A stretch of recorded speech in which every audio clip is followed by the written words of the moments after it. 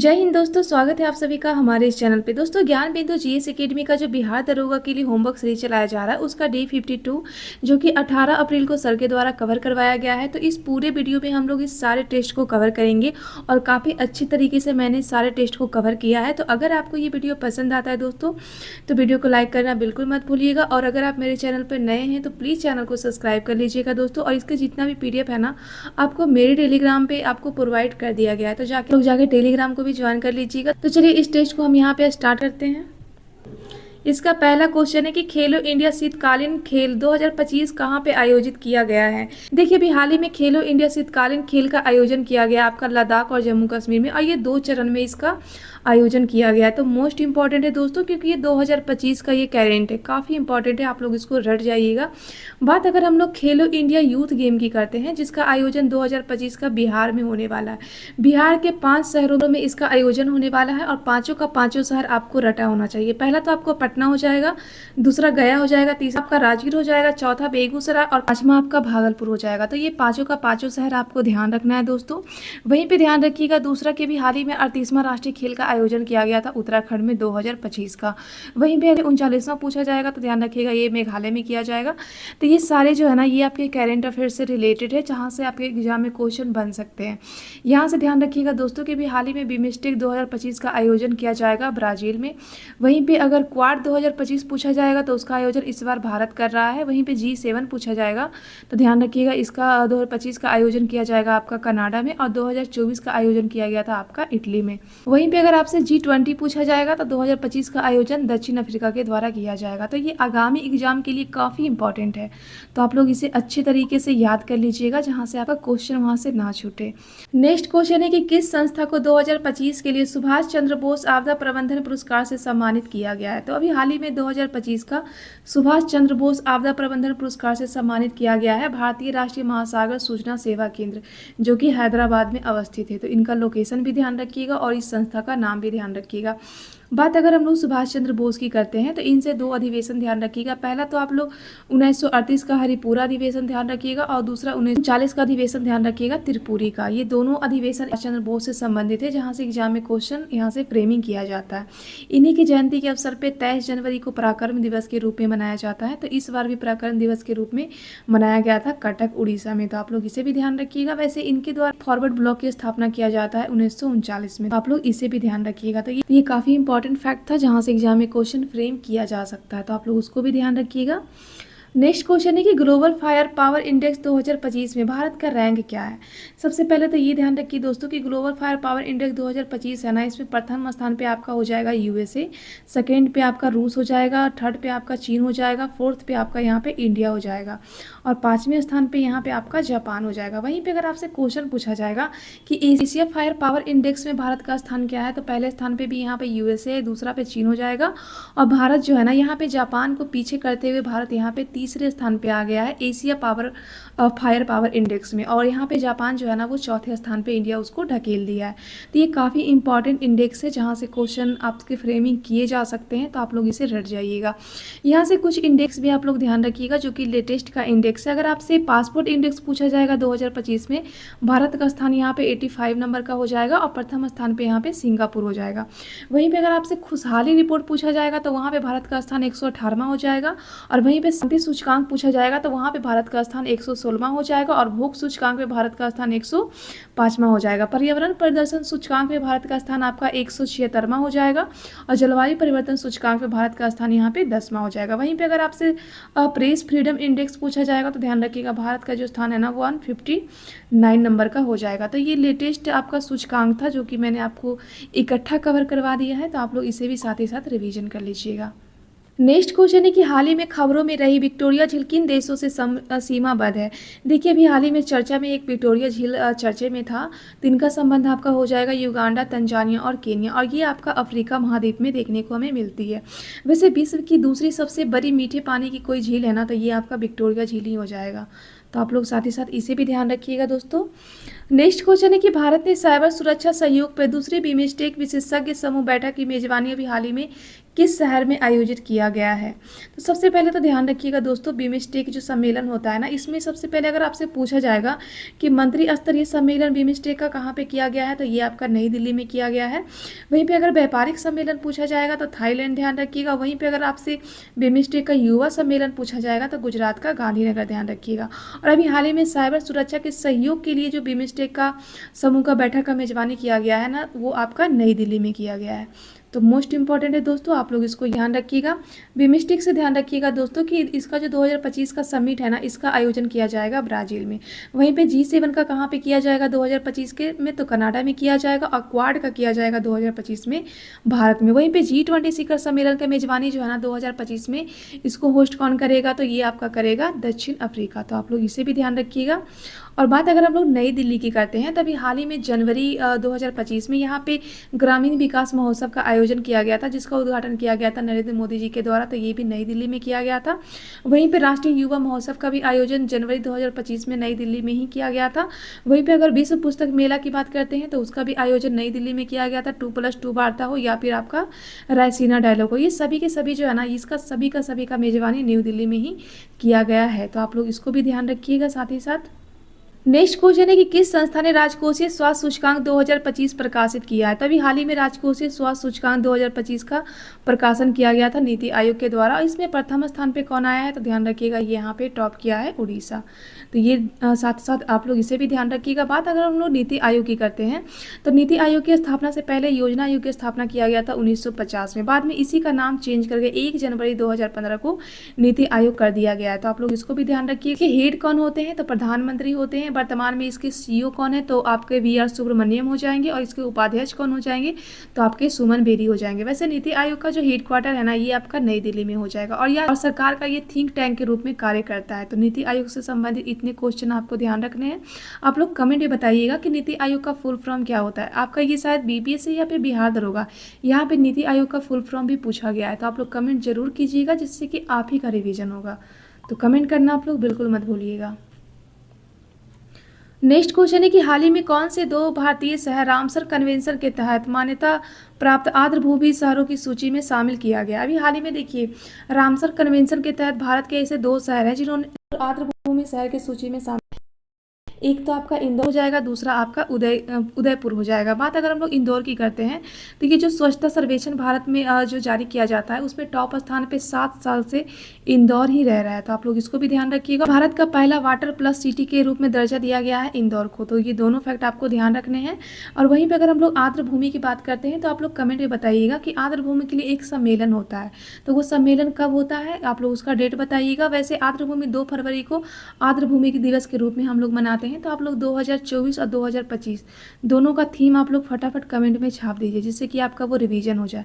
क्योंकि बिहार दरोगा में आर्द्रभूमि का थीम पूछा गया था, तो इस तरीके से रट लीजिएगा, जिससे कि आपका बिहार दरोगा चाहे वो 18 मई हो या फिर आने वाले साल में जो बिहार दरोगा का एग्जाम होगा ना, वहाँ पे आपका हेल्प मिल जाए।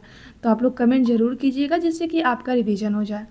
नेक्स्ट क्वेश्चन है कि advanced towed artillery gun system ATAGS किस संगठन के द्वारा विकसित किया गया है। तो अभी हाल ही में ATAGS किस संगठन के द्वारा विकसित किया गया है, तो ध्यान रखिएगा इसको DRDO के द्वारा भी हाल ही में बनाया गया है।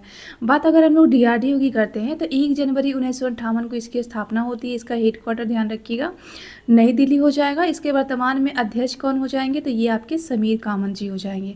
तो इतना आपको DRDO से ध्यान रखना है।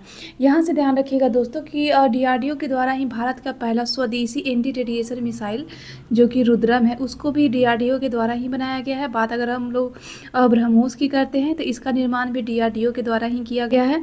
और भारत का जो स्वदेशी ड्रोन है ना सक्षम, इसका निर्माण भी DRDO के द्वारा ही किया गया है। तो DRDO से आप लोग इतने फैक्ट ध्यान रखिएगा। यहीं से इसरो ध्यान रखिएगा दोस्तों, भारत का जो स्पेस एजेंसी इसरो है, इसकी स्थापना किया गया था 15 अगस्त 1969 को। और इसका हेड क्वार्टर आपका जो है बेंगलुरु में हो जाएगा। इसके वर्तमान में अध्यक्ष अभी हाल ही में बदले गए हैं, V नारायणन। तो इनका नाम भी ध्यान रखिएगा। ये सारे फैक्ट आपके एग्जाम पॉइंट ऑफ व्यू से बहुत इंपॉर्टेंट है, तो आप लोग उसे ध्यान रखिएगा। नेक्स्ट क्वेश्चन है कि हाल ही में कौन सा शहर भारतीय अंतर्देशीय जलमार्ग प्राधिकरण का छठा क्षेत्रीय कार्यालय बन चुका है। तो अभी हाल ही में जो वाराणसी है ना, ये भारतीय अंतर्देशीय जलमार्ग प्राधिकरण का छठा क्षेत्रीय कार्यालय बन चुका है। तो आप लोग वाराणसी से भी ध्यान रखिएगा। वाराणसी से ध्यान रखिएगा दोस्तों कि भी हाल ही में जनवरी में भारतीय रेलवे के द्वारा पेंट माई सिटी नामक एक अभियान चलाया गया है वाराणसी से। तो वाराणसी से आप लोग ये फैक्ट भी ध्यान रखिएगा। नेक्स्ट क्वेश्चन है कि senior national table tennis championship 2025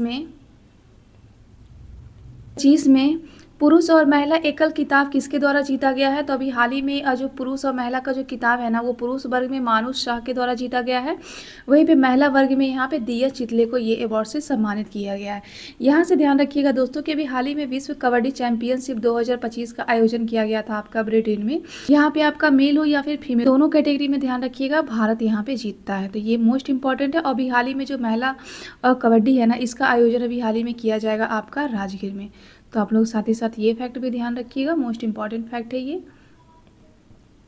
next question है कि कौन सा राज्य भसनी के साथ समझौता ज्ञापन पे हस्ताक्षर करने वाला पहला पूर्वोत्तर राज्य बन चुका है।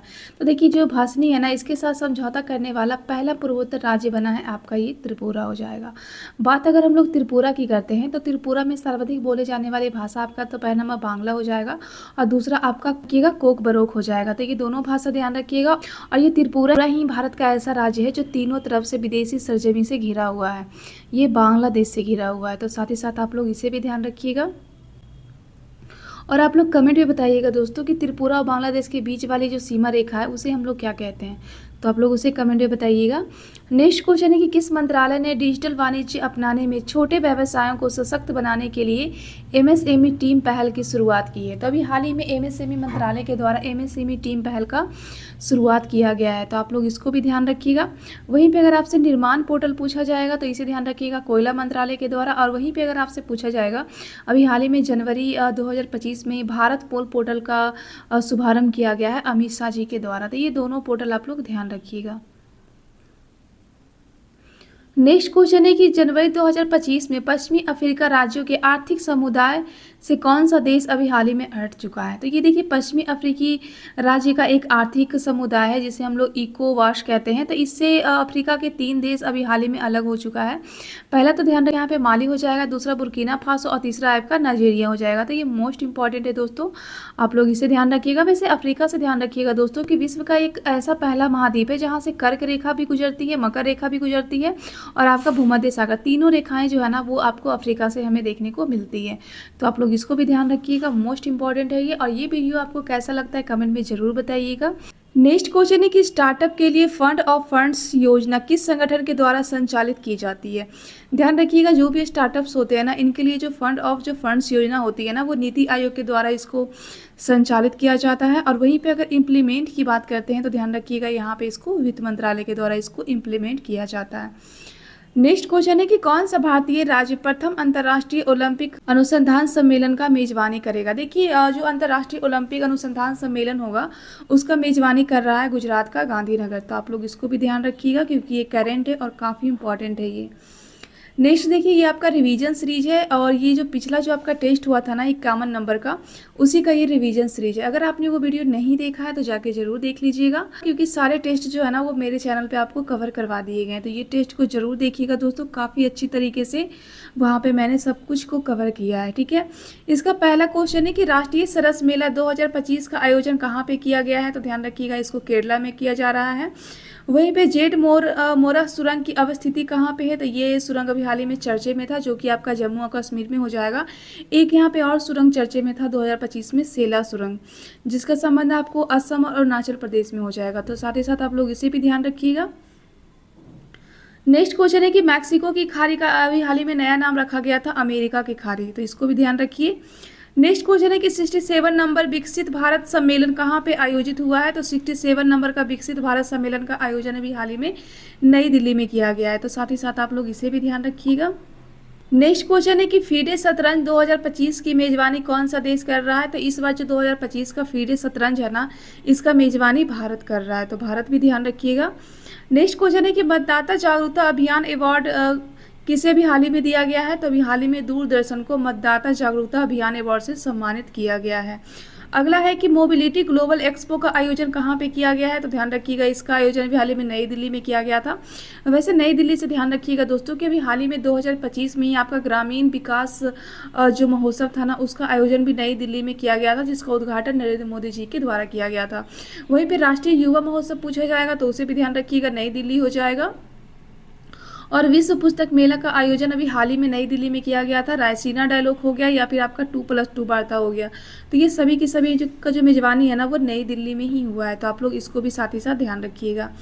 नेक्स्ट क्वेश्चन है कि प्रधानमंत्री वाणी योजना कब शुरू हुई। देखिए इसे शुरू 2020 में किया गया था और इसका संबंध था फ्री वाईफाई से। तो आप लोग इसको भी ध्यान रखिए क्योंकि अभी करंट में ये चर्चे में था। नेक्स्ट क्वेश्चन है कि नेशनल यूथ गेम 2025 का आयोजन अभी हाल ही में कहाँ पे होगा, तो ध्यान रखिएगा इसका आयोजन बिहार में किया जाएगा। तो आप लोग इसे भी ध्यान रखिएगा दोस्तों। और वीडियो पसंद आता है तो वीडियो को लाइक करना बिल्कुल मत भूलिएगा। नेक्स्ट क्वेश्चन है कि मानव शरीर के जठर ग्रंथि से कौन से एंजाइम निकलते हैं। ध्यान रखिएगा जो मानव शरीर के जो जठर ग्रंथि होते हैं ना, वहाँ से आपका HCl निकलता है और पेप्सिनोजेन, रेनिन और लाइपेज, ये 3 प्रकार के एंजाइम निकलते हैं। इसके साथ ही साथ आपका HCl भी निकलता है। HCl क्या करता है, जो खाना होता है ना उसको ये अम्लीय माध्यम में इसको वो बदल देता है।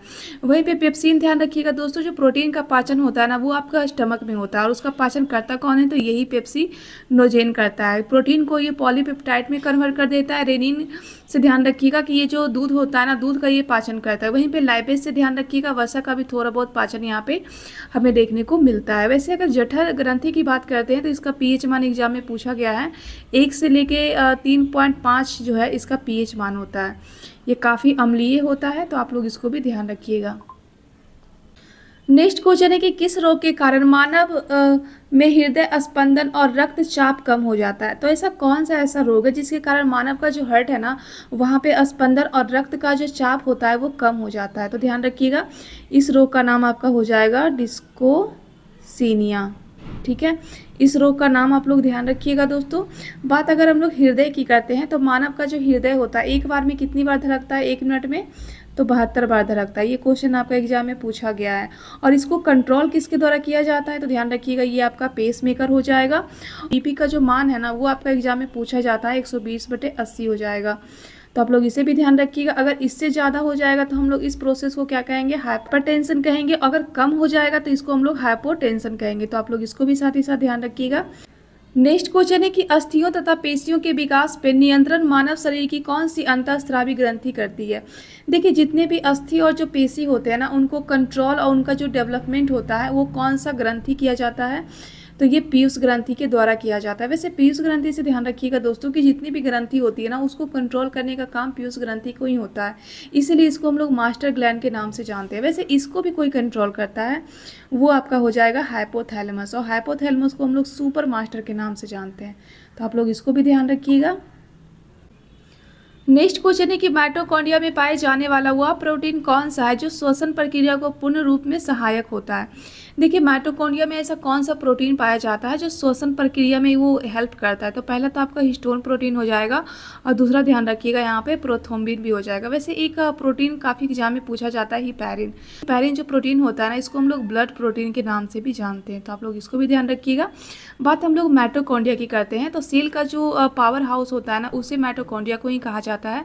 माइटोकॉन्ड्रिया में क्या होता है ना कि जब आप खाना खाते हो तो वहाँ पे जो आपका कार्बोहाइड्रेट होता है ना वो बाद में आपको पता होगा ग्लूकोज में टूटता है। और जब आप श्वास लेते हो ना तो श्वास में आप लोग ऑक्सीजन लेते हो, तो ये जो आपका ग्लूकोज है ना ये आपका माइटोकॉन्ड्रिया में आता है। और जब आप श्वास लेते हो तो ऊपर से भी जो आपका ऑक्सीजन है ना वो भी आपका यहीं पे माइटोकॉन्ड्रिया में ही आता है। जब ये दोनों का प्रोसेस होता है ना तो यहाँ पे एक प्रोसेस होने के बावजूद यहाँ पे ATP की फॉर्म में ऊर्जा जो है यहाँ पे निकलती है। यही ऊर्जा हमारे शरीर में जितने भी फंक्शन होते हैं ना उसको कार्य करने में ये सपोर्ट करती है। तो मोस्ट इंपॉर्टेंट है, आप लोग इसको ध्यान रखिएगा। और वहीं पे अगर प्रोटीन की बात करते हैं तो 2 आप लोग एंजाइम ध्यान रखिएगा। पहला तो पेप्सिन हो जाएगा और दूसरा ट्रिप्सिन हो जाएगा। ये दोनों जो एंजाइम होते हैं ना वो प्रोटीन को पॉलीपेप्टाइड में, उसके बाद पॉलीपेप्टाइड से ट्रिप्सिन जो है उसको वो अमीनो एसिड में कन्वर्ट करता है। तो आप लोग साथ ही साथ इसे भी ध्यान रखिएगा दोस्तों। नेक्स्ट क्वेश्चन देखिए यहाँ पे सुमेलित करने के लिए दिया गया है। सबसे पहले मलेरिया किससे होगा, ये आपका हो जाएगा मादा एनाफिस से हो जाएगा। दूसरा आपका पेचिस रोग आपका कच्चा मांस खाने से होता है। कालाजार आपका बालू मक्खी से होता है और निद्रा रोग जो है ना वो आपका सीसी मक्खी से होता है। ये क्वेश्चन आपका एग्जाम में काफ़ी बार पूछा गया है बायोलॉजी में, तो आप लोग इसे तो कम से कम रट ही जाइएगा। नेक्स्ट क्वेश्चन है कि ईस्ट से कौन से विटामिन हमें प्राप्त होते हैं। ध्यान रखिएगा, ईस्ट जो होता है ना, इससे हमें विटामिन बी कॉम्प्लेक्स के जितने भी विटामिन है ना वो हमें ईस्ट से प्राप्त होते हैं। मोस्ट इंपॉर्टेंट है दोस्तों, आप लोग इसे ध्यान रखिएगा। दोस्तों आप लोग कमेंट में बताइएगा कि विटामिन की खोज किसके द्वारा किया गया था, उनका नामकरण किसके द्वारा किया गया था और वर्तमान में कितने विटामिन हैं और उनका जो है वो रासायनिक नाम क्या है। ये आपके एग्जाम में बनते हैं यहाँ से क्वेश्चन, तो आप लोग कमेंट जरूर कीजिएगा, जिससे कि अगर आपका रिवीजन ना हो या फिर आपको याद ना हो तो वो भी आपको याद हो जाए। तो कमेंट आप लोग जरूर कीजिएगा।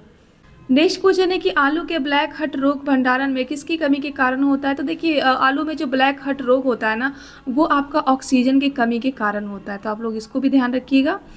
नेक्स्ट क्वेश्चन है कि निम्नलिखित में से कौन सा रेडियो एक्टिव जो सक्रिय तत्व नहीं है। इनमें से ऐसा कौन है जो आपका रेडियो सक्रिय तत्व नहीं है, जो आपका पूछा गया है। सबसे पहला तो आपका हो जाएगा प्लूटोनियम, तो होगा, थोरियम भी होगा, ये आपका देखिए कैल्शियम नहीं होगा। दूसरा आपका मैग्नीशियम नहीं होगा, यूरेनियम और रेडियम ये सभी के सभी होगा, लेकिन कैल्शियम और मैग्नीशियम जो है ना ये आपका रेडियो एक्टिव जो एलिमेंट है ना वो आपका बिल्कुल भी नहीं है, तो आप लोग इसे भी ध्यान रखिएगा। वैसे जितने भी रेडियो सक्रिय तत्व होते हैं ना वो आपका F ब्लॉक में देखने को मिलता है, तो आप लोग साथ ही साथ इसको भी ध्यान रखिएगा। नेक्स्ट क्वेश्चन है कि निजाय सागर परियोजना कहाँ और किस नदी पे अवस्थित है। सबसे पहले तो ध्यान रखिए यहाँ पे निजाय नहीं निजाम हो जाएगा। निजाम सागर जो परियोजना है ना ये आपका हो जाएगा आंध्र प्रदेश में, ठीक है। और नदी का नाम आप लोग बताइएगा, ये होमवर्क आप पे रहा कि नदी का नाम आप लोग बताइएगा। वहीं पे अगर आपसे हुसैन सागर पूछा जाएगा तो ध्यान रखिएगा ये आपका तेलंगाना में हो जाएगा, और ये क्वेश्चन भी आपका एग्जाम में पूछा हुआ है, तो आप लोग उसको भी ध्यान रखिएगा। नेक्स्ट क्वेश्चन है कि अग्नाशय रस की प्रकृति क्या होती है, इसका पीएच मान क्या होता है। देखिए अग्नाशय जो होता है ना वहाँ से भी कुछ रस निकलती है जिसे हम लोग अग्नाशय रस या फिर पैनक्रियाज जो उसके नाम से जानते हैं। तो इसकी जो प्रकृति होती है ना वो क्षारीय होती है। इसका पीएच मान 8.0 से लेकर 8.6 के बीच में होता है, तो आप लोग इसको भी ध्यान रखिएगा। अग्नाशय से ध्यान रखिएगा दोस्तों, यहाँ पे 3 प्रकार के सेल पाए जाते हैं। एक आपका अल्फा हो जाएगा, दूसरा बीटा और तीसरा ध्यान रखिएगा आपका डेल्टा हो जाएगा। ये जो आपका बीटा सेल होता है ना यहीं से इंसुलिन का स्राव होता है। ध्यान रखिएगा, काफ़ी बार एग्जाम में ये क्वेश्चन पूछा गया है कि इंसुलिन का जो स्राव है ना वो किस सेल से होता है, तो आप लोग इसको भी ध्यान रखिएगा। यहाँ से ध्यान रखिएगा दोस्तों कि अग्नाशय एक ऐसा ग्रंथि है जहाँ से हार्मोन भी निकलता है और यहाँ से आपका एंजाइम भी निकलता है। हार्मोन पूछा जाएगा तो ध्यान रखिएगा इंसुलिन हो जाएगा, वहीं पे अगर आपसे एंजाइम पूछेगा तो ध्यान रखिएगा लाइपेज हो जाएगा, इमाइलेज हो जाएगा और ट्रिप्सिन हो जाएगा। यही ट्रिप्सिन क्या करता है कि आपका जो पॉलीपेप्टाइड जो होता है ना उसको ये अमीनो एसिड में कन्वर्ट कर देता है, और ये जो आपका लाइपेज है ना ये आपका क्या करता है कि जो फैट होता है ना उसको फैटी एसिड या फिर ग्लिसरॉल में कन्वर्ट करता है, तो आप लोग साथ ही साथ इसको भी ध्यान रखिएगा। नेक्स्ट क्वेश्चन है कौन सा प्रोटीन चोट लगने पर रुधिर का थक्का बनाकर रक्त स्राव को रोकती है। तो ऐसा कौन सा ऐसा प्रोटीन है जब भी आपको चोट लगता है तो ब्लड जो होता है ना वो ब्लड का फ्लो होता है तो उसको वो थक्का बनाती है, तो ध्यान रखिएगा ये आपका हो जाएगा फाइब्रिनोजिन प्रोटीन हो जाएगा। मोस्ट इंपॉर्टेंट है दोस्तों, काफ़ी बार एग्जाम में ये क्वेश्चन रिपीट हुआ है। वैसे ब्लड क्लोटिंग से ध्यान रखिएगा दोस्तों, ब्लड क्लोटिंग के लिए एक प्रोटीन इंपॉर्टेंट होती है, ये आपका हो जाएगा हिपैरिन। इसको हम लोग ब्लड प्रोटीन के नाम से भी जानते हैं। जब ये शरीर के अंदर रहता है ना तो ब्लड का थक्का जो है ना हमारे शरीर के अंदर नहीं हो पाता है, और जैसे ही ये शरीर के बाहर जाता है तो शरीर के बाहर जाके ये ब्लड को थक्का कर देता है, तो आप लोग इसको भी ध्यान रखिएगा। और ब्लड क्लॉटिंग से संबंधित एक रोग आपका होता है हीमोफीलिया। हीमोफीलिया जो रोग होता है ना ये आपका संबंध हो जाएगा ब्लड क्लॉटिंग से। इसको हम लोग शाही बीमारी के नाम से जानते हैं, जिसकी बाहक यहाँ पे महिलाएं होती है, तो आप लोग इसको भी ध्यान रखिएगा। नेक्स्ट क्वेश्चन है कि भारत का एकमात्र कृत्रिम आर्द्रभूमि स्थल कौन सा है। देखिए भारत का एकमात्र कृत्रिम आर्द्रभूमि स्थल पूछा गया है, तो आप लोग इसको ध्यान रखिएगा, हरिके बैराज हो जाएगा। इसी बैराज से एक नहर निकलती है जिसे हम लोग इंदिरा गांधी नहर के रूप में भी जानते हैं, तो मोस्ट इंपॉर्टेंट है दोस्तों, आप लोग इसको भी ध्यान रखिएगा। नेक्स्ट क्वेश्चन है कि अवध पर कुशासन का आरोप लगाकर अंग्रेजों ने अवध को मिलाया, उस समय अवध का तत्कालीन नवाब कौन था। देखिए अवध पे कुशासन का आरोप लगाया गया था अंग्रेजों के द्वारा। उसके बाद ईस्ट इंडिया कंपनी ने ब्रिटिश संप्रभुता में 1856 में अवध को मिला लिया था। उस वक्त अवध के जो राजा थे ना वो वाजिद अली शाह थे, और अवध के अंतिम राजा भी वाजिद अली शाह ही थे, तो इनका नाम ध्यान रखिएगा। इनकी बीवी का नाम आपका हजरत बेगम हजरत महल हो जाएगा, जिन्होंने 1857 की क्रांति में उन्होंने अवध से ही नेतृत्व किया था, ठीक है, तो आप लोग ये भी ध्यान रखिएगा। अगला क्वेश्चन है कि पंचतंत्र की कहानी चालाक लोमड़ी की याद दिलाता है कि सिंधु सभ्यता एक चित्रित मृत भांड है। यह साक्ष्य सिंधु घाटी सभ्यता के किस स्थल से हमें प्राप्त होते हैं? ध्यान रखिएगा, ये जो पंचतंत्र की कहानी जो चालाक लोमड़ी की जो याद दिलाता है ना, इसका जो प्रमाण है वो हमें लोथल से देखने को मिलता है। तो आप लोग इसको भी ध्यान रखिएगा दोस्तों। वैसे लोथल आपका हो जाएगा गुजरात में, जो कि आपका भोगवा नदी के किनारे अवस्थित है। सिंधु घाटी सभ्यता का अगर आपसे कोई बंदरगाह पूछेगा तो ध्यान रखिएगा वो आपका लोथल हो जाएगा। वैसे पंचतंत्र से ध्यान रखिएगा, इसका जो बुक है ना वो लिखा गया था विष्णु शर्मा के द्वारा गुप्ता पीरियड में। तो साथ ही साथ आप लोग इसे भी ध्यान रखिएगा। नेक्स्ट क्वेश्चन है कि सप्तवर्षीय युद्ध कब और किसके बीच में हुआ था? तो सबसे पहले तो ये ध्यान रखिएगा, ये जो सप्तवर्षीय युद्ध है ना वो आपका हुआ था 1756 से लेके 1763 के बीच में हुआ था। और इसी के बीच में 1760 आता है, जब आपका बांडीवास का युद्ध होता है फ्रांसीसी और ईस्ट इंडिया कंपनी के बीच में। तो ये वाला युद्ध भी आपका फ्रांस और ईस्ट इंडिया कंपनी के बीच में ही होता है। तो आप लोग इसको भी ध्यान रखिएगा। दोस्तों आप लोग कमेंट में बताइएगा कि फ्रांस और जो अंग्रेज थे ना, इनके बीच में कितने युद्ध होते हैं। तो आप लोग कमेंट में ज़रूर बताइएगा, जिससे कि आपका रिवीजन हो। नेक्स्ट क्वेश्चन है कि अमेरिकी स्वतंत्रता संग्राम की शुरुआत कब हुई तथा इसका तत्कालीन कारण क्या था? देखिए, अमेरिकी स्वतंत्रता संग्राम के जो तत्कालीन कारण था ना, ये आपका बोस्टन टी पार्टी था, जो कि बोस्टन नामक बंदरगाह पे हमें देखने को मिलता है, जो कि आपका अमेरिका के पूर्वी तट पे अवस्थित है। यह घटना आपका 1773 में होता है। इसके बाद आपका अमेरिका स्वतंत्रता संग्राम जो है वो शुरू हो जाता है। अमेरिका का 13 ऐसा उपनिवेश था जो कि ब्रिटिश शासन के अंतर्गत आता था। तो आप लोग इसको भी ध्यान रखिएगा। नेक्स्ट क्वेश्चन है कि किस मिसाइल को दागो और भूल जाओ टैंक रोधी प्रक्षेपत्र भी कहा जाता है? तो दागो और भूल जाओ ये आपका नाग मिसाइल को कहा जाता है। तो आप लोग इसको भी ध्यान रखिएगा दोस्तों। और वीडियो पसंद आता है तो वीडियो को लाइक करना बिल्कुल मत भूलिएगा। नेक्स्ट क्वेश्चन है कि निम्नलिखित में से कौन सी भाषा संविधान की मूल भाषा में सम्मिलित नहीं है? यहाँ पे नहीं है पूछा गया है। तो सबसे पहले तो ध्यान रखिएगा कि आपका जो 8वीं अनुसूची है ना, वहाँ पे आपका 22 भाषा का उल्लेख किया गया है। इसमें से यहाँ पे 3 संविधान संशोधन करके यहाँ पे कुछ भाषा को यहाँ पे ऐड किया गया था। जैसे कि कश्मीरी तो यहाँ पे पहले ही था, मूल में था, संस्कृति भी था, आपका सिंधी, नेपाली और मैथिली, इसके लिए संविधान संशोधन किया गया था, और मलयालम भी था। सिंधी से ध्यान रखिएगा दोस्तों कि 21वां जो संविधान संशोधन था ना 1967 में हुआ था, जहाँ पे सिंधी को यहाँ पे ऐड किया गया था। ठीक है, वहीं पे आपका दूसरा आपका होता है 71वां संविधान संशोधन 1992, जहाँ पे ध्यान रखिएगा नमक, एन से नेपाली ध्यान रखिएगा, एम से मणिपुरी और के से आप लोग कोंकणी ध्यान रखिएगा। तो यहाँ पे 3 भाषा को यहाँ पे सम्मिलित किया गया था। उसके बाद फिर मैथिली के लिए एक संविधान संशोधन होता है 92वां संविधान संशोधन 2003 के तहत। आप लोग कमेंट में बताइएगा कि इसमें मैथिली के साथ साथ किस और भाषा को यहाँ पे ऐड किया गया था। तो आप लोग कमेंट जरूर कीजिएगा दोस्तों, जिससे कि आपका कुछ रिवीजन हो जाए। नेक्स्ट क्वेश्चन है कि किस संविधान संशोधन के द्वारा लोकसभा तथा विधानसभा के जो कार्यकाल थे ना वो 6 वर्ष से घटा के 5 वर्ष कर दिया गया। सबसे पहले तो ये ध्यान रखिए, वर्तमान में लोकसभा जो विधानसभा के जो कार्यकाल है ना वो 5 साल है। लेकिन एक संविधान संशोधन आपका होता है 42वां संविधान संशोधन। 42वां संविधान संशोधन में क्या होता है कि ये जो 5 साल था ना इसको बढ़ा के 6 साल कर दिया गया, जो कि आपका 1976 में होता है। उसके बाद आपका 44वां संविधान संशोधन होता है आपका 1978 में, जिसमें ये जो 6 साल था ना इसको पुनः यहाँ पे 5 साल करके घटा दिया गया, लोकसभा और विधानसभा दोनों। तो इसका राइट आंसर आपका हो जाएगा 44वां संविधान संशोधन 1978। वैसे इसी संविधान संशोधन के तहत आपका जो मूल अधिकार में आर्टिकल जो 31 का क और आर्टिकल आपका 19 का जो 6 था ना, ये आपका यहाँ पे था एक प्रकार का संपत्ति का अधिकार, इसको यहाँ से हटाया गया और भाग 12 के अंतर्गत 300 के क के अंतर्गत इसको यहाँ पे कानूनी अधिकार के रूप में यहाँ पे इसको सम्मिलित कर दिया गया। तो साथ ही साथ आप लोग इससे भी ध्यान रखिएगा, क्योंकि यहाँ से क्वेश्चन आपके एग्जाम में पूछे गए हैं, उसको ध्यान रखिएगा। नेक्स्ट क्वेश्चन है कौन सी कृति जो है कबीर की बानी का संकलन है? देखिए, कबीर की बानी का जो संकलन है ना उसे हम लोग बीजक के नाम से जानते हैं, और इसका संकलन किसके द्वारा किया गया था? तो ध्यान रखिएगा ये धर्मदास के द्वारा किया गया था। वैसे कबीर से कुछ बुक एग्जाम में पूछे जाते हैं, जैसे ग्रंथावली हो गया, रचनावली और अनुराग सागर, ये सभी के सभी जो बुक है ना वो आपके कबीर के हो जाएंगे। तो आप लोग इनका नाम भी ध्यान रखिएगा। नेक्स्ट क्वेश्चन है किस वर्ष से सभी लोकसभा और विधानसभा चुनावों में ईवीएम का प्रयोग किया जाने लगा है? देखिए, 2004 का जो केरल का उपचुनाव हुआ था ना, यहीं पे सबसे पहली बार ईवीएम का यूज किया गया था। उसके बाद जितने भी लोकसभा विधानसभा चुनाव है ना वहाँ पे ईवीएम का प्रयोग किया जाता है। वैसे यहाँ से एग्जाम में क्वेश्चन पूछा गया था कि ईवीएम का पहली बार प्रयोगात्मक रूप से, ध्यान रखिएगा, प्रयोग के रूप में पहली बार कब यूज किया गया था? तो वहाँ पे आपका आंसर दिया गया था 1989 से लेके 1990 तक यहाँ पे चुनाव हुआ था, उसमें सबसे पहली बार प्रयोगात्मक रूप से ईवीएम का यूज किया गया था। तो आप लोग इसको भी ध्यान रखिएगा। नेक्स्ट क्वेश्चन है कि किस युद्ध के समय हैदर अली की मृत्यु हो गई थी। ध्यान रखिएगा, ये जो आपका दूसरा आंग्ल मैसूर युद्ध होता है ना, यहाँ पे एक युद्ध होता है पोटोनोमा का युद्ध, जो कि आपका 1781 में होता है। यहाँ पे हैदर अली इतने ज़्यादा जख्मी हो जाते हैं कि बाद में जाके 1782 में इनकी डेथ हो जाती है। तो आप लोग इसे भी ध्यान रखिएगा। वैसे मैसूर से ध्यान रखिएगा दोस्तों कि आंग्ल मैसूर युद्ध जो है ना टोटल 4 हुआ था। ईस्ट इंडिया कंपनी और मैसूर के बीच में 4 युद्ध हुए थे, जिसे हम लोग आंग्ल मैसूर युद्ध के नाम से जानते हैं। और यहाँ से क्वेश्चन काफ़ी बार एग्जाम में पूछा जाता है।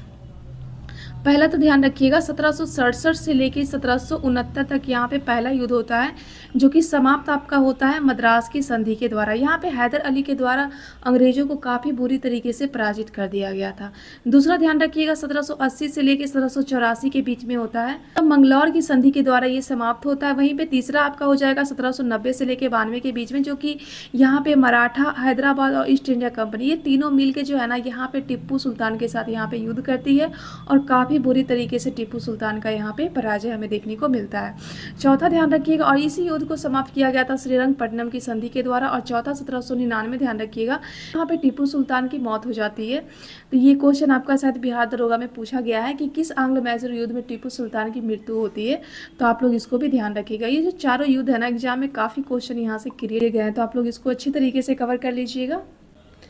नेक्स्ट क्वेश्चन है कि कर्जन के द्वारा पुलिस आयोग का गठन कब और इसका अध्यक्ष किसे नियुक्त किया गया। देखिए कर्जन के टाइम में जो है ना पुलिस आयोग का गठन किया गया था 1902 में, जिसका अध्यक्ष नियुक्त किया गया था फ्रेजर को। तो आप लोग इसको भी ध्यान रखिएगा। वैसे कर्जन से ध्यान रखिएगा दोस्तों कि इन्हीं के टाइम में जो है विश्वविद्यालय अधिनियम आता है, और लॉर्ड कर्जन के टाइम में 1905 में आपका बंगाल विभाजन भी होता है। इसकी घोषणा कर्जन के द्वारा ही किया गया था। तो साथ ही साथ आप लोग इसको भी ध्यान रखिएगा। नेक्स्ट क्वेश्चन है कि किस गवर्नर जनरल के द्वारा सिविल सेवा में प्रवेश की जो अधिकतम आयु पहले 19 वर्ष हुआ करती थी, उसको बढ़ा के यहाँ पे 21 वर्ष कर दिया गया। तो यहाँ पे लॉर्ड रिपन होते हैं, इनके टाइम में जो सिविल सेवा परीक्षा में जो व्यक्ति प्रवेश कर सकते थे, पहले 19 साल से ही वो लोग एग्जाम दे सकते थे, उनका टाइम पीरियड बढ़ा के यहाँ पे 21 साल कर दिया गया है। तो आप लोग इसको भी ध्यान रखिएगा। वैसे यूपीएससी आयोग का गठन कब किया जाता है, तो 1926 में किया जाता है ली आयोग की सिफारिश पे, और उसकी नियुक्ति किसके द्वारा किया जाता है, तो राष्ट्रपति महोदय के द्वारा किया जाता है। ठीक है, तो आप लोग इसको अच्छे तरीके से कवर कर लीजिएगा दोस्तों, क्योंकि यहाँ से क्वेश्चन एग्जाम में पूछे जाते हैं और काफ़ी लोग यहाँ पे फंसते हैं। तो आप लोग इसको अच्छी तरीके से कवर कर लीजिएगा। नेक्स्ट क्वेश्चन है कि 20वीं शताब्दी ईसा पूर्व में भारतवर्ष में 16 महाजनपदों में बटा हुआ था। ऐसे कितने महाजनपद थे जो भारत से बाहर थे। सबसे पहले तो ध्यान रखिएगा कि भारत में जो है ना 16 महाजनपदों का उल्लेख किया गया है, और इसका उल्लेख कहाँ पे किया गया है आप लोग कमेंट में बताइएगा। जैन धर्म के कौन से ग्रंथ में है और बौद्ध धर्म के कौन से ग्रंथ में है। वैसे पाणिनि का भी एक बुक है जहाँ पे 22 महाजनपदों का उल्लेख किया गया है। तो आप लोग ये तीनों बुक का नाम बताइए, क्योंकि मैं काफ़ी बार इसे कवर कर चुकी हूँ, जिससे कि आपका रिवीजन हो जाए। तो आप लोग कमेंट जरूर कीजिएगा। तो ये जो आपका 16 महाजनपद थे ना, इसमें से 2 महाजनपद तो आपका भारत के बाहर थे। पहला आपका गंधार हो जाएगा, दूसरा आपका कंबोज हो जाएगा। जिसमें से 14 जो महाजनपद थे ना, इसमें से आपका 8 महाजनपद आपको यूपी में देखने को मिलता है, 3 आपका बिहार में देखने को मिलता है, क्योंकि आप बिहार से एग्जाम देने के लिए जा रहे हैं तो बिहार का कम से कम आपको रटा होना चाहिए। एक आपका जो है मध्य प्रदेश में, एक आपका राजस्थान में, और एक आपका दक्षिण भारत के सबसे दक्षिण में आपका आंध्र प्रदेश में देखने को मिलता है। तो ये आपका महाजनपद से था, जहाँ से क्वेश्चन काफ़ी बार एग्जाम में पूछे जाते हैं। अगर आपसे एसेंट हिस्ट्री में अगर क्वेश्चन बनता है ना, तो एक महाजनपद तो कम से कम क्वेश्चन आता ही आता है, महाजनपद और उसकी राजधानी। तो आप लोग उसको अच्छे तरीके से कवर कर लीजिएगा। नेक्स्ट क्वेश्चन है कि सौरमंडल में क्षुद्र ग्रह जो बेल्ट होते हैं वो किन ग्रहों के बीच में अवस्थित होते हैं। सबसे पहले ध्यान रखिएगा दोस्तों कि ये आपका सूर्य हो जाएगा। सूर्य के सबसे नज़दीक क्या हो जाएगा, बुध हो जाएगा। उसके बाद आपका शुक्र हो जाएगा। उसके बाद यहाँ पे आपका हो जाएगा पृथ्वी। उसके बाद यहाँ पे आपका हो जाएगा मंगल। उसके बाद यहाँ पे आपका बृहस्पति हो जाएगा, फिर शनि हो जाएगा, फिर अरुण हो जाएगा, उसके बाद आपका वरुण हो जाएगा। तो ये जो शुक्र और ये जो पृथ्वी है ना, इसके जस्ट बाद जो आपका मंगल हो जाएगा। तो मंगल और बृहस्पति के बीच में ही आपको यहाँ पे क्षुद्र ग्रह की पेटियाँ देखने को मिलती हैं। तो इसका राइट आंसर आपका हो जाएगा मंगल और बृहस्पति। वैसे मंगल ग्रह को हम लोग लाल ग्रह के रूप में जानते हैं। तो ये लाल ग्रह इसको हम लोग क्यों कहते हैं, किसके कारण कहते हैं, तो ये आप लोग कमेंट में ज़रूर बताइएगा। नेक्स्ट क्वेश्चन है कि लोनर सुबनसिरी जल विद्युत परियोजना किन राज्यों के बीच संयुक्त रूप से निर्मित किया गया है। तभी हाल ही में ये लोनर सुबनसिरी जल परियोजना विकसित किया गया है असम और अरुणाचल प्रदेश के बीच में। वैसे इसी के बीच में एक आपका सुरंग बनाया गया जो कि करंट में चर्चे में था, सेला सुरंग। तो आप लोग साथ ही साथ इसको भी ध्यान रखिएगा। नेक्स्ट क्वेश्चन है कि निम्नलिखित में से कौन सा संवैधानिक निकाय है। यहाँ पे देखिए गैर संवैधानिक निकाय पूछा गया है। संवैधानिक निकाय उसे कहते हैं जिसका वर्णन हमारे संविधान में होता है कुछ आर्टिकल के माध्यम से। गैर संवैधानिक उसे कहते हैं जिसको बनाया जाता है आपका संसद के अधिनियम के तहत बनाया जाता है, जिसे हम लोग गैर संवैधानिक के रूप में हम लोग जानते हैं। तो नीति आयोग तो सबसे पहले आपको पता होगा कि नीति आयोग की स्थापना किया जाता है। नीति आयोग वैसे पहले योजना आयोग के नाम से जाना जाता था, जिसकी स्थापना 1950 में होता है। बाद में जाके नीति आयोग को जो है ना 1 जनवरी 2015 को योजना आयोग को नीति आयोग के रूप में जाना गया, जो कि सरकार का थिंक टैंक के रूप में भी कार्य करता है। तो ये आपका गैर संवैधानिक संस्था हो जाएगा। वहीं पे मानवाधिकार आयोग की बात करते हैं तो ये भी आपका गैर संवैधानिक संस्था हो जाएगा। लेकिन अंतर्राज्यीय परिषद की बात करते हैं तो इसका वर्णन आपका आर्टिकल 263 में है। वहीं पे वित्त आयोग का वर्णन आपका 180 में हो जाएगा। तो ये दोनों आपका जो है वो सरकारी संवैधानिक हो जाएगा। वहीं पे मानवाधिकार आयोग और जो नीति आयोग है ना, ये आपका गैर संवैधानिक निकाय हो जाएगा। तो ये भी आप लोग साथ ही साथ ध्यान रखिएगा। नेक्स्ट क्वेश्चन है कि निम्नलिखित में से कौन सा ग्रीन हाउस गैस है। यहाँ पे ग्रीन हाउस गैस पूछा गया है। तो मीथेन तो आपका ग्रीन हाउस हो जाएगा, नाइट्रोजन नहीं होगा, नाइट्रस ऑक्साइड भी हो जाएगा, जलवाष्प भी हो जाएगा, लेकिन हाइड्रोजन आपका नहीं होगा। तो यहाँ पे ग्रीन हाउस गैस पूछा गया है ना, तो आपका मीथेन, नाइट्रस ऑक्साइड और आपका जलवाष्प हो जाएगा। तो आप लोग इसको भी ध्यान रखिएगा। नेक्स्ट क्वेश्चन है कि दुर्गा बैराज परियोजना किन 2 राज्यों की संयुक्त परियोजना है तथा ये किस नदी पे अवस्थित है। सबसे पहले तो दुर्गा बैराज जो परियोजना है ना, ये आपका दामोदर नदी पे हो जाएगा, जो कि आपका पश्चिम बंगाल और झारखंड दोनों को ये अपना पानी प्रोवाइड करती हैं। तो आप लोग इसको भी साथ ही साथ ध्यान रखिएगा। नेक्स्ट क्वेश्चन है कि दिए गए उदाहरणों में से कौन सा तत्व प्रागैतिहासिक काल से संबंधित नहीं है। यहाँ पे देखिए प्रागैतिहासिक काल के बारे में पूछा गया है कि उससे संबंधित नहीं है। तो ये यहाँ पे सल्फर का ये लोग यूज करते थे, आयरन का भी करते थे, लेकिन पोटेशियम का नहीं करते थे। कॉपर का ये लोग यूज करते थे काफ़ी मात्रा में, और थोरियम। तो यहाँ पे पोटेशियम और जो थोरियम है ना, इसका यूज प्रागैतिहासिक काल वाले लोग नहीं करते थे। प्रागैतिहासिक काल से ध्यान रखिएगा पाषाण काल, काफ़ी इंपॉर्टेंट है। यहाँ से क्वेश्चन एग्जाम में बनते हैं और बहुत सारे लोगों को यहाँ से क्वेश्चन नहीं समझ आता है एग्जाम में, तो आप लोग उसको ध्यान रखिएगा। नेक्स्ट क्वेश्चन है कि भारत में हिंदी का सही पदनाम निम्नलिखित में से कौन सा है। तो हिंदी का सही पदनाम जो है ना, वो संघ की राजभाषा, जिसका वर्णन आपका आर्टिकल 343 के क में है। तो आप लोग इसको भी ध्यान रखिएगा। नेक्स्ट क्वेश्चन है डोगरी संथाली मैथिली संविधान में किस संशोधन में मान्यता प्राप्त भाषाओं की सूची में शामिल किया गया। सबसे पहले तो ध्यान रखिए जो 8वीं अनुसूची है ना, यहाँ पे टोटल 22 भाषा का उल्लेख किया गया है। वैसे शुरू में आपका 22 भाषा नहीं था। यहाँ पे 3 संविधान संशोधन किया जाता है, ध्यान रखिएगा। एक तो आपका 21वां हो जाएगा, दूसरा 71वां और तीसरा आपका हो जाएगा 92वां संविधान संशोधन 2003। इसके तहत जो है यहाँ पे 4 भाषा को जोड़ा गया था, बोडो, डोगरी, मैथिली और संथाली। तो यहाँ पे राइट आंसर आपका हो जाएगा 52वां संविधान संशोधन 2003 के तहत। तो आप लोग इसको भी ध्यान रखिएगा दोस्तों। नेक्स्ट क्वेश्चन है कि निम्नलिखित में से कौन सी भाषा त्रिपुरा की सबसे व्यापक रूप से बोली जाने वाली भाषा है। देखिए त्रिपुरा में सर्वाधिक व्यापक रूप से बोली जाने वाली भाषा जो है, एक तो आपका बांग्ला भाषा हो जाएगा और दूसरा ध्यान रखिएगा यहाँ पे कोक बरोक हो जाएगा। कोक बरोक भाषा भी यहाँ पे बोली जाती है। ये यहाँ से क्वेश्चन काफ़ी ज़्यादा बने हैं, तो आप लोग इसको भी ध्यान रखिएगा। वैसे त्रिपुरा ध्यान रखिएगा दोस्तों कि भारत का एक ऐसा राज्य है जो आपका विदेशी सरजमी से आपका तीनों तरफ से घिरा हुआ राज्य कौन सा है, तो ये आपका त्रिपुरा हो जाएगा। नेक्स्ट क्वेश्चन है कि निम्नलिखित में से कौन सी भाषा को 1967 में भारत की आधिकारिक भाषाओं की सूची में जोड़ा गया था। तो मैंने अभी आपको बताया है कि जो आपका जो 8वीं अनुसूची है ना, यहाँ पे 22 भाषा का उल्लेख किया गया है। इसके लिए आपका 3 संविधान संशोधन होता है। एक आपका 21वां संविधान संशोधन होता है। तो इसके तहत जो है यहाँ पे आपको सिंधी भाषा को जोड़ा गया था, ठीक है। तो आप लोग इसको यहाँ पे ध्यान रखिएगा। तो यहाँ पे 21वां संविधान संशोधन हो जाएगा। नेक्स्ट क्वेश्चन है कि संविधान सभा ने किस वर्ष हिंदी को भारत की राज्य भाषा के रूप में स्वीकार किया था। तो संविधान सभा के द्वारा हिंदी को स्वतंत्र भारत की राज्य भाषा के रूप में स्वीकार किया गया था 14 सितंबर 1949 को। तो आप लोग इसको भी ध्यान रखिएगा। नेक्स्ट क्वेश्चन है कि संसदीय राज्य भाषा समिति में कुल कितने सदस्य होते हैं। देखिए संसदीय जो राज्य भाषा समिति होते हैं ना, इनमें टोटल 30 सदस्य होते हैं। यहाँ से लोकसभा से ध्यान रखिएगा 20 होते हैं और राज्यसभा से ध्यान रखिएगा यहाँ पे 10 सदस्य आते हैं। तो मोस्ट इंपॉर्टेंट है दोस्तों, आप लोग उसको भी ध्यान रखिएगा। नेक्स्ट क्वेश्चन है कि संविधान के भाग 17 में संघ की भाषा में संबंधित विवरण आर्टिकल 343 किस अध्याय से है। तो ये आपका अध्याय 1 हो जाएगा। तो आप लोग इसको भी ध्यान रखिएगा। नेक्स्ट है कि प्रथम राजभाषा आयोग का गठन किस वर्ष किया गया था। तो पहली बार राजभाषा आयोग का गठन किया गया था आपका 1955 में। यहाँ पे इसका अध्यक्ष बनाया गया था BG खेर को। तो इनका नाम भी ध्यान रखिएगा। नेक्स्ट क्वेश्चन है, केंद्र सरकार कौन सा मंत्रालय हिंदी संबंधी परीक्षाएं आयोजित करती है? तो केंद्र सरकार का जो गृह मंत्रालय है ना, वो आपका भाषा से संबंधित होती हैं, ठीक है। और वहीं पे अगर नागरिकता पूछा जाएगा तो नागरिकता से भी संबंध जितने भी कानून वगैरह होते हैं ना, वो गृह मंत्रालय के द्वारा ही बनाए जाते हैं। तो साथ ही साथ आप लोग उसको भी ध्यान रखिएगा। नेक्स्ट क्वेश्चन है कि निम्नलिखित में से किस महासागर को छिपता हुआ महासागर कहा जाता है? तो ध्यान रखिएगा, ये आपका आर्कटिक महासागर को छिपता हुआ महासागर के रूप में हम लोग जानते हैं। तो मोस्ट इंपॉर्टेंट है, आप लोग इसको भी ध्यान रखिएगा। नेक्स्ट क्वेश्चन है कि विश्व का सर्वाधिक चौड़ा महाद्वीपीय मगन तट किस महासागर में अवस्थित है? तो विश्व का सर्वाधिक चौड़ा महाद्वीपीय जो मगन तट है ना, ये आपका आर्कटिक महासागर हो जाएगा। तो आप लोग इसको भी ध्यान रखिएगा दोस्तों।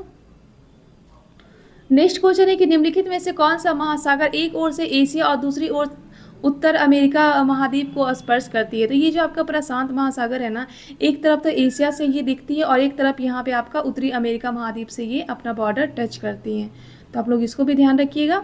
नेक्स्ट क्वेश्चन है कि अग्निवलय, जिसे हम लोग रिंग ऑफ फायर कहते हैं, तो ये किस महासागर में हमें देखने को मिलता है? तो ये भी आपका प्रशांत महासागर में ही हमें देखने को मिलता है। नेक्स्ट क्वेश्चन है कि वर्तमान भूमध्य सागर को किस प्राचीन महासागर का अवशेष माना जाता है? तो ये जो आपका भूमध्य सागर है ना, ये आपका टेथिस सागर का ही जो प्राचीन अवशेष माना जाता है। तो इसे भी आप लोग ध्यान रखिएगा। नेक्स्ट क्वेश्चन है कि कौन सा महासागरीय मरुभूमि के रूप में अभिहित किया गया है? तो महासागरीय मरुभूमि के रूप में जाना जाता है सारगैसो सागर को। तो आप लोग इसको भी याद रखिएगा। ये सारे क्वेश्चन एग्जाम में पूछे गए हैं, तो आप लोग इसको अच्छी तरीके से याद रखिएगा। नेक्स्ट क्वेश्चन है कि निम्नलिखित में से कौन सा सागर की सीमाएं 3 महाद्वीपों को स्पर्श करती हैं? ध्यान रखिएगा, ये आपका भूमध्य सागर हो जाएगा।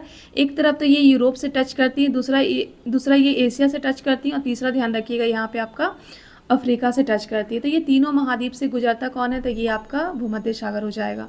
नेक्स्ट क्वेश्चन है कि निम्नलिखित में से कौन सा समुद्रिक नहर उत्तरी सागर और बाल्टिक सागर को जोड़ती है? तो ये आपका कील नहर हो जाएगा। और ये है कहाँ पे? तो ध्यान रखिएगा, ये आपका जर्मनी और डेनमार्क वाला जो बॉर्डर है ना, वहाँ पे देखने को मिलता है और विश्व की सबसे व्यस्त नहर यही है। तो आप लोग इसको भी ध्यान रखिएगा। नेक्स्ट क्वेश्चन है कि निम्नलिखित में से कौन सी महासागरीय धाराओं में से कौन सी धाराएं हैं जो दक्षिण अटलांटिक महासागर में अवस्थित है? आपको पता होगा जो अटलांटिक है ना, एक आपका उत्तरी होता है, एक आपका दक्षिणी होता है। तो यहाँ पे दक्षिणी अटलांटिक का धारा पूछा गया है। तो पहला तो आपका ब्राजीलियन धारा हो जाएगा, दूसरा आपका गुएला धारा हो जाएगा। वहीं पे ओयासीवा धारा की बात करते तो ये आपको हमें उत्तरी प्रशांत महासागर में देखने को मिलता है और गल्फ स्ट्रीम जो है ना, ये आपका उत्तरी अटलांटिक महासागर में देखने को मिलता है। तो इसका राइट आंसर आपका हो जाएगा 1 और 2 केवल। तो आप लोग इसको भी ध्यान रखिएगा दोस्तों। नेक्स्ट क्वेश्चन है, अभी कथन 1 बोला गया है कि शकों ने भारतीय उपमहाद्वीप में संयुक्त शासन की प्रथा उन्होंने शुरू की थी। ये बिल्कुल सही है कि शकों ने जो भारत के उपमहाद्वीप है ना, वहाँ पे उन्होंने संयुक्त शासन प्रथा का शुभारंभ किया था। दूसरा है कि कई शक सिक्कों पे 2 शासकों को संयुक्त रूप से शासन करते हुए दर्शाया गया है। तो ये दोनों कथन यहाँ पे सही हो जाएगा। तो आप लोग इसको भी ध्यान रखिएगा दोस्तों। और शक से काफ़ी क्वेश्चन एग्जाम में हमें देखने को मिलता है, तो आप लोग उसको भी ध्यान रखिएगा। नेक्स्ट क्वेश्चन है कि कुषाण शासन के बारे में निम्नलिखित में से कौन सा कथन यहाँ पे सही है? यहाँ पे देखिए सही कथन पूछा गया है कुषाण शासन के बारे में। पहला यहाँ पे बोला गया है कि कुषाणों ने शिव और बुद्ध जैसे भारतीय देवताओं को अपनाया था। तो ये तो बिल्कुल सही है कि इन्होंने कुषाणों ने इनको अपनाया था, ये आपका सही हो जाएगा। दूसरा है कि कनिष्क का साम्राज्य अफगानिस्तान और उत्तरी भारत दोनों में फैला हुआ था, ये भी बिल्कुल आपका सही हो जाएगा। तीसरा है कि कुषाण सिक्के अधिकतर प्राकृतिक भाषा में अंकित है, तो ये भी बिल्कुल सही हो जाएगा। तो ये तीनों का तीनों जो है ना, वो आपका सही हो जाएगा। वैसे कुषाण का सबसे जो बेस्ट राजा थे ना, वो आपका कनिष्क हो जाएंगे। इनके टाइम में सर्वाधिक सोने के सिक्के जारी किए गए थे और इन्हीं के दरबार में कौन से ऐसे वैद्य रहते थे जिन्होंने चरक संहिता लिखा है? तो आप लोग कमेंट में बताइएगा उनका नाम। नेक्स्ट क्वेश्चन है कि भारत में स्वर्ण सिक्के को बड़े पैमाने पर जारी करने वाला पहला राजा कौन था? देखिए, भारत में सबसे पहला स्वर्ण सिक्का जारी किसके द्वारा किया गया था? तो वो आपका इंडो ग्रीक हो जाएगा। लेकिन सर्वाधिक मात्रा में शुद्ध सिक्के जो कि सोने के थे, उन्होंने बड़े पैमाने पर जारी किसने किया था? तो ये आपका कुषाण हो जाएगा। तो आप लोग इसको भी ध्यान रखिएगा। नेक्स्ट क्वेश्चन है कि प्राचीन भारत में कुषाणों की दूसरी राजधानी निम्नलिखित में से कौन सी? पहली तो इनका ध्यान रखिएगा आपका फिरोजपुर, जिसे हम लोग पेशावर कहते हैं, और दूसरा ध्यान रखिएगा मथुरा, जो कि कुषाणों की राजधानी हुआ करती थी। नेक्स्ट क्वेश्चन है कि प्राचीन भारत में आक्रमणकारियों के संदर्भ में निम्नलिखित में से कौन सा सही कालानुक्रम है? देखिए, प्राचीन भारत में जो भारत में आक्रमण किया गया था, उनका क्रम पूछा गया है। तो पहले तो यहाँ पे आ जाएगा आपका नंद वंश के टाइम में सिकंदर ने किया था, उसके बाद आपका इंडो ग्रीक जिसे हम लोग इंडो यूनानी भी कहते हैं। उसके बाद आपका शक हो जाएंगे, पल्लव हो जाएंगे, फिर कुषाण हो जाएंगे। तो ये क्रोनोलॉजी एग्जाम में काफ़ी पूछा गया है दोस्तों, तो आप लोग उसको ध्यान रखिएगा। नेक्स्ट क्वेश्चन है कि मिनांडर, जिसे पवित्र व्यक्ति नागसेन के द्वारा बौद्ध धर्म में परिवर्तित किया गया था, उनका संबंध किससे है? तो ये इनका हो जाएगा, ये एक प्रकार का इंडो यूनानी शासक थे। इनका एक बुक भी था मिलिंद पन्नो, तो इनमें इनका क्वेश्चन आंसर बताया गया है, तो आप लोग उसको भी ध्यान रखिएगा। नेक्स्ट क्वेश्चन है कि निम्नलिखित में से किस शासक का उल्लेख प्रसिद्ध बौद्ध ग्रंथ मिलिंद पल्लो में राजा मिलिंद के रूप में जाना जाता है? तो ये आपका मिनांडर हो जाएंगे, जिनका संबंध इंडो यूनानी शासक से हो जाएगा, तो आप लोग उसको भी ध्यान रखिएगा। नेक्स्ट क्वेश्चन है कि निम्नलिखित में से कौन भारत पर शासन करने वाला सबसे प्रसिद्ध इंडो ग्रीक शासक है, जो अपने प्रजा के साथ न्याय और लोकप्रियता के लिए जाना जाता है? तो ये आपका जाने जाते थे डेमेट्रियस, और डेमेट्रियस का संबंध आपका हो जाएगा इंडो यूनानी।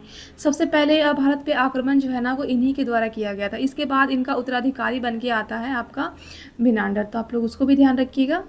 नेक्स्ट क्वेश्चन है कि मध्य प्रदेश में विदिशा के पास जो वेश नगर है, वहाँ पे गरुड़ ध्वज स्तंभ किसने बनवाया है? तो ये बनवाया गया है, तो ये आपका बनवाया गया है हेलियोडोटस के द्वारा, तो आप लोग इनका नाम भी ध्यान रखिएगा।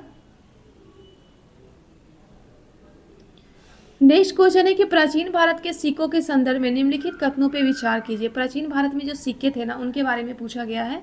पहला यहाँ पे कि शकों के नाम और छवियों वाले पहले सिक्के इंडो यूनानी के द्वारा जारी किए गए थे, ये तो बिल्कुल सही है। दूसरा है कि किसानों ने सोने के सिक्के का बड़ा भंडार इनके पास इन्होंने जारी किया था, ये भी बिल्कुल आपका सही हो जाएगा।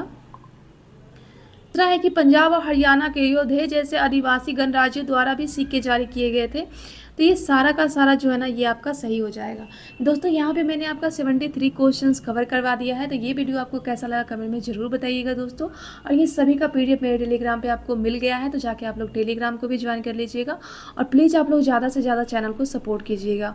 तो चलिए हम लोग मिलते हैं नेक्स्ट वीडियो में।